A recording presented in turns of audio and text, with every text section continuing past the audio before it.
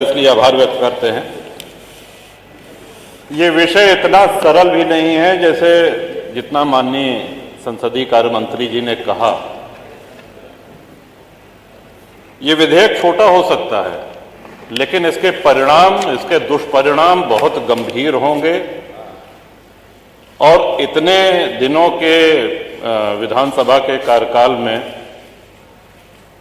जब भी विधेयक आते हैं तो सत्ता पक्ष एकमत होता है और विपक्ष उसके विरोध में होता है। मैं सिद्धार्थनाथ जी और हर्ष जी को भी आभार व्यक्त, इन्होंने सही तस्वीर रखी है। ये अपनी पार्टी के हित के विषय में सोच रहे हैं। पहली बात जो एक ये कहा गया कि साहब ये स्वतंत्रता सेनानियों की भूमि है, एकाध अपवाद हो सकता है।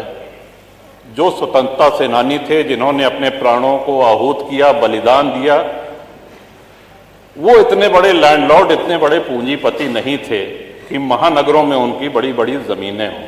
और ये प्रकरण सिर्फ प्रयाग अकेले तक ही सीमित नहीं है। इसमें काशी है, इसमें अयोध्या है, इसमें मेरठ है, इसमें गाजीपुर है, गोंडा है, कहाँ नहीं है, कानपुर है, सीतापुर है। अब देखिए, सभी माननीय सदस्य खुद कर रहे हैं। माननीय महोदय, पहले तो बोनाफाइड एक शब्द जो इसमें कहा गया कि जिसने लीज की किसी भी शर्त का उल्लंघन न किया हो, उनको छांट करके ये उनको चॉइस दी गई कि आप चाहें तो ये किस्त जमा करके और अपना फ्री होल्ड करा लीजिए। ये लगभग, अगर हमको स्मरण आ रहा है तो 2002-2003 से ये होना शुरू हुआ। लोगों ने अपनी किस्त जमा कर दी, एक किस्त दी, दो किस्त दी, तीन किस्त। अब उसके बाद सरकार ने कहा कि हम अब आपकी किस्त नहीं लेंगे। देखिए, सरकारें कंटिन्यूटी में, जैसा सिद्धार्थनाथ जी ने कहा, जो निर्णय हो गया है, सरकारें आएंगी जाएंगी, बदलेंगी। आप किसी से किस्त पे कोई सामान लेते हैं तो किस्त, वो सामान आपका हो गया, वो संपत्ति आपकी हो गई। अब आप ये नहीं कह सकते कि नहीं, वो जो 15 साल पहले या 20 साल पहले या 25 साल पहले जो तुमने किस्त दी थी, ये पकड़ो अपनी किस्त और भूल जाओ इसको। और हम बहुत से ऐसे माननीय विधायक हैं जो शहरी क्षेत्र से हैं, लेकिन शहरी क्षेत्र से होते हुए भी ग्रामीण परिवेश का उनको पूरा ध्यान है। अधिकांश विधायक ग्रामीण परिवेश से आते हैं। अब जो गांव बसे हुए हैं, माननीय अधिष्ठाता महोदय, हम भी ये जानकारी चाहते हैं कि गांव जो बसे हुए हैं, क्या वो लोग अपनी भूमिधरी में घर बनाए हैं? इस सिद्धांत के तहत तो उनको भी बेदखल कर देना चाहिए। फिर जो आबादी में है, जो ग्राम समाज में है, गांव के गांव बसे हैं, गांव में अपनी भूमिधरी में किसने घर बनाया है? सब कच्चे में, सब कच्चे में। तो कौन सा विकास कर रहे हैं? लोग सड़कों पे आ जाएंगे। और जब उस समय अंग्रेजों के बंगले, अगर प्रयाग की ही बात की जाए, तो सिविल लाइंस में भारतीयों को घर लेना निषिद्ध था, मना था। वहां सिर्फ अंग्रेज रह सकते थे।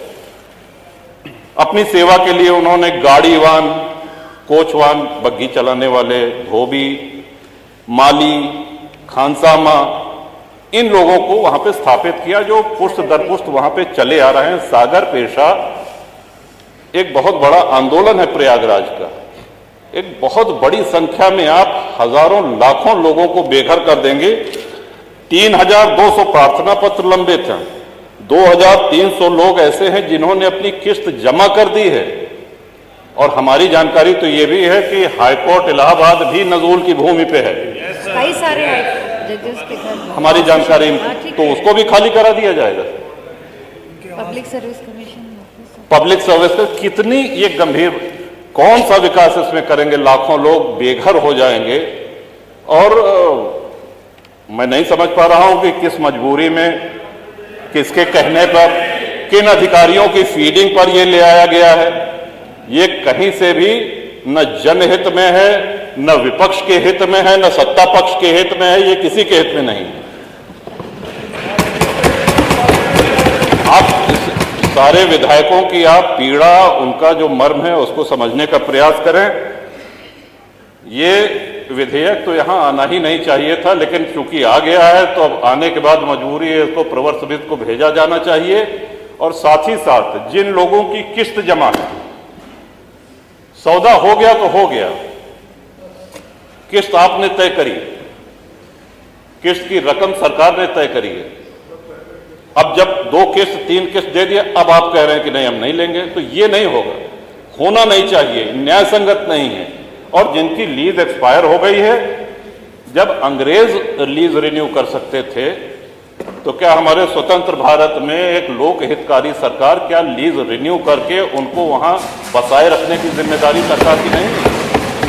सबको बेघर करके भगा देंगे? कौन सा विकास हो रहा है?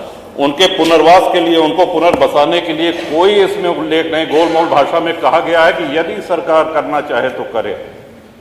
इसमें महोदय बहुत बड़ी क्रांति हो जाएगी, लोग सड़कों पे आ जाएंगे, हाहाकार हो जाएगा पूरे प्रदेश में। ये विषय बहुत ही जटिल है, बहुत ही संवेदनशील है।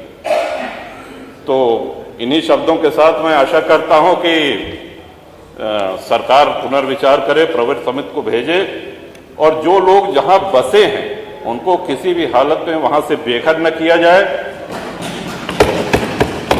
जो फ्री होल्ड के क्रम में है फाइलें, उनको शीघ्र समयबद्ध निस्तारण किया जाए, उनकी शेष किस्त लेके, और जो लीज खत्म होने के कगार पे हैं उनकी लीज रिन्यू की जाए। इन्हीं शब्दों के साथ बहुत धन्यवाद। माननीय अनिल कुमार त्रिपाठी जी। बहुत बहुत धन्यवाद अधिष्ठाता महोदया। ये जो नजूल भूमि के प्रबंध के संबंध में कानून आया है,